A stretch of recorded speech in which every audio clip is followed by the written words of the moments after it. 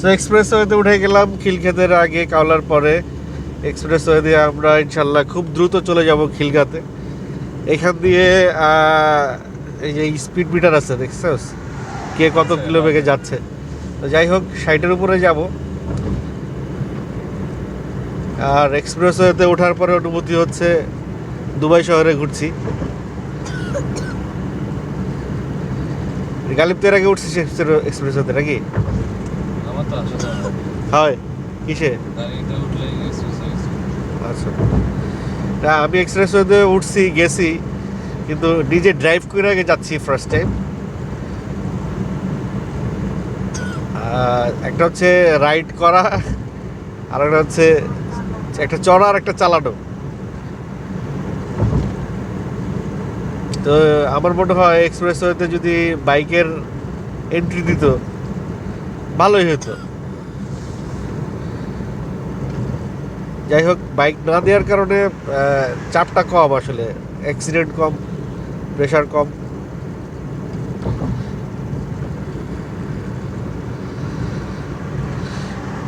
পাঁচ ছয় মিনিটের মধ্যে এক্সপ্রেসওয়ে দিয়ে আমরা মহাখালী যাইতে পারি। এখন আমরা এইটার এক্সপ্রেসওয়ে যে এন্ড হয়েছে কোথায়, একবারে শেষ মাথায় গিয়ে নামবো। জানিস কোথায় শেষ হয়েছে? মগবাজারের আগে ওই পাশে। আচ্ছা, সিগন্যালবিহীন, কোনো ট্রাফিক নাই, সিগন্যাল নাই, সার্জেন্ট নাই, কেসের বিষয় নাই, ভয় নাই, ডর নাই, গাড়ি চালাই।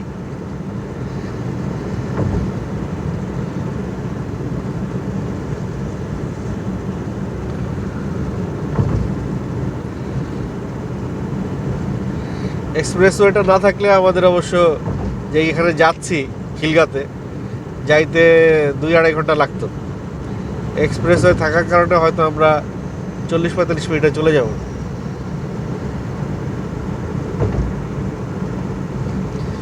ওই দেখ এক্সপ্রেসওয়ে তো ওই যে বাস থামাইছে, বাস নষ্ট হয়ে গেছে। নষ্ট হয়ে গেছে।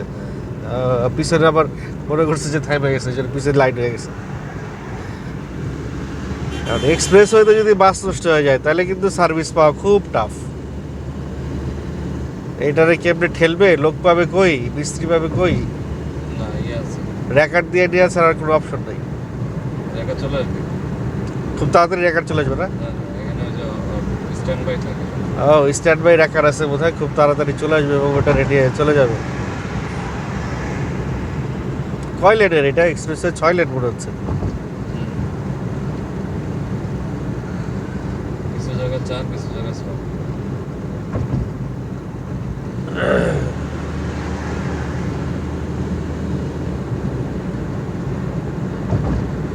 এখন বোধহয় আমরা বনানী ওই যে ফ্লাইওভারের উপর দিয়ে যাচ্ছি। বনানী বাম দিকে সামনে, বনানী সোজা। বনানী সোজা, মগবাজার সোজা। হ্যাঁ, বাম পাশে বনানী। আচ্ছা, বনানী যদি আমরা নামতে চাই তাহলে বোধহয় সামনে বাম সাইড দিয়ে নামে যেতে হবে।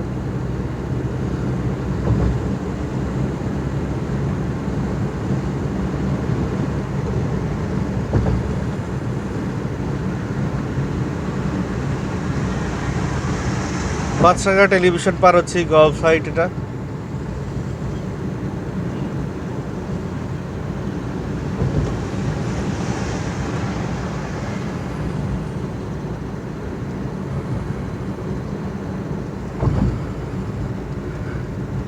হ্যাঁ, বাম সাইড দিয়ে বনানীতে নামতে হবে। সর্বোচ্চ গতি 60 কিলোমিটার।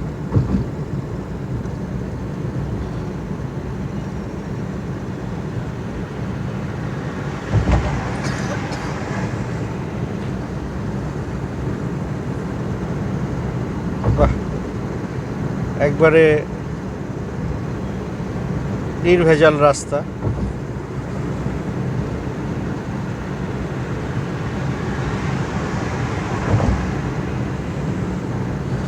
সামনে বায়ে গেলে বনানী, সোজা গেলে মহাখালী। তো আমরা বনানীতে নামছি না, আমরা সোজা চলে যাচ্ছি।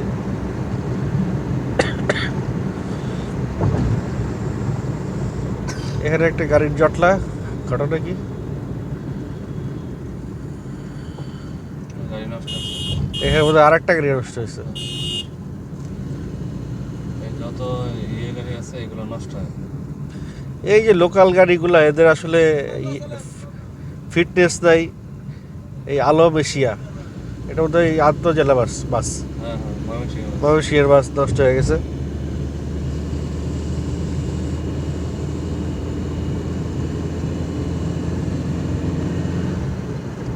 ভিআইপি একটা লোকাল বাস ইন্টারসিটি।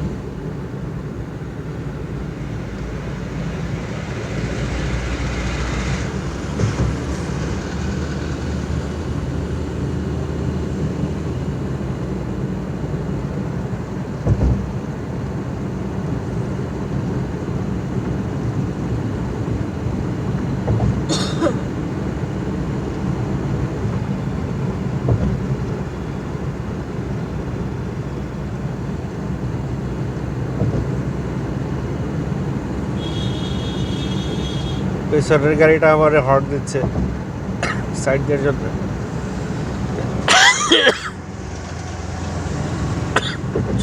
যাও বাবা।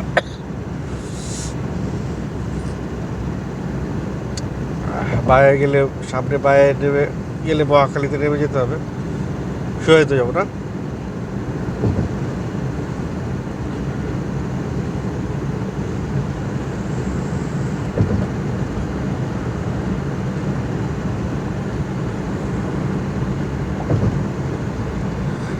ইসের লাইট সিস্টেমটা আর একটু উন্নত করতে পারতো। নর্মাল একটা লাইটিং সিস্টেম হয়েছে ল্যাম্প পোস্টের, তাও আবার মাঝে মাঝে বাম সাইডে লাইট আছে, মাঝে মাঝে নাই।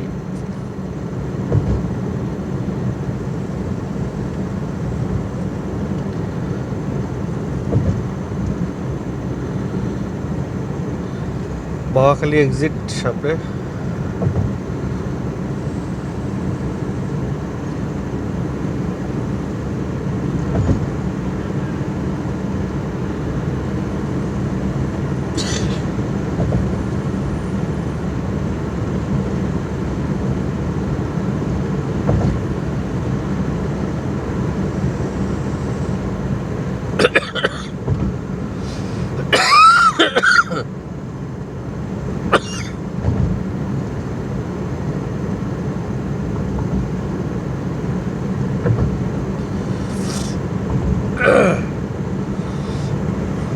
মহাখালী এক্সিটটা বাইরে রেখে আসলাম।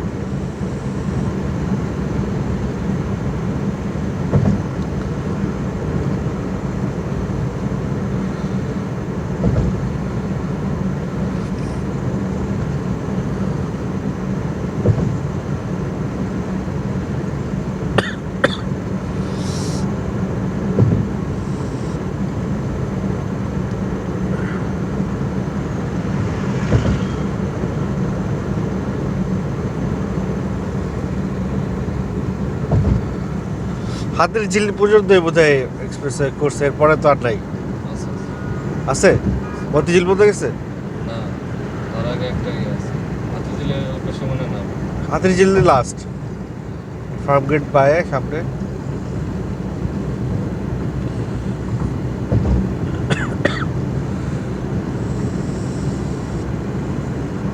মোটামুটি এই ভিডিওটা এক্সপ্রেসওয়ের এই মাথা থেকে ওই মাথা পর্যন্ত করা হচ্ছে। এই যে একটা পেট্রোল কার রেখে গেলাম।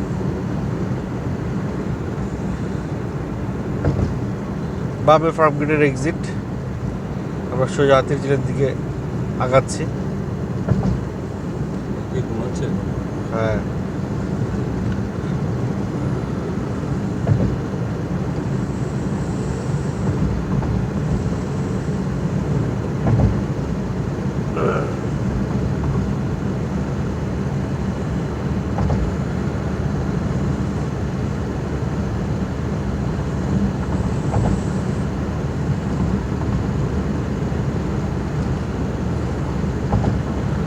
এক্সপ্রেসওয়ে কিন্তু খুব কম লোকই ব্যবহার করছে দেখলাম। গাড়ির চাপ কিন্তু ওরকম নাই, নিচে যেরকম গাড়ির চাপ থাকে এক্সপ্রেসওয়েতে ওই ওই লেভেলের গাড়ির চাপই নাই।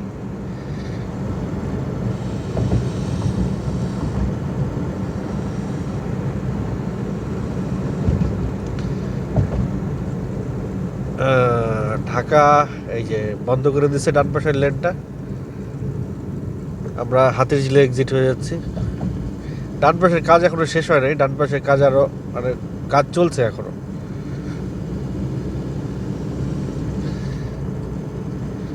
বামে এফডিসির পাশ দিয়ে আমরা হাতিঝিলের সম্মুখে নেমে যাচ্ছি এক্সপ্রেসওয়ে দিয়ে।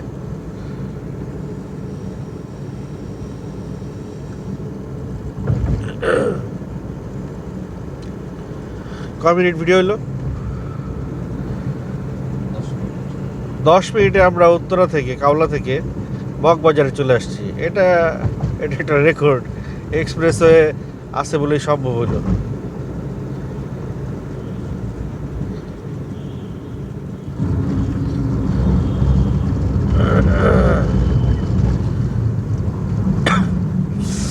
সামনে আমরা হাতিঝিলে ঢুকবো।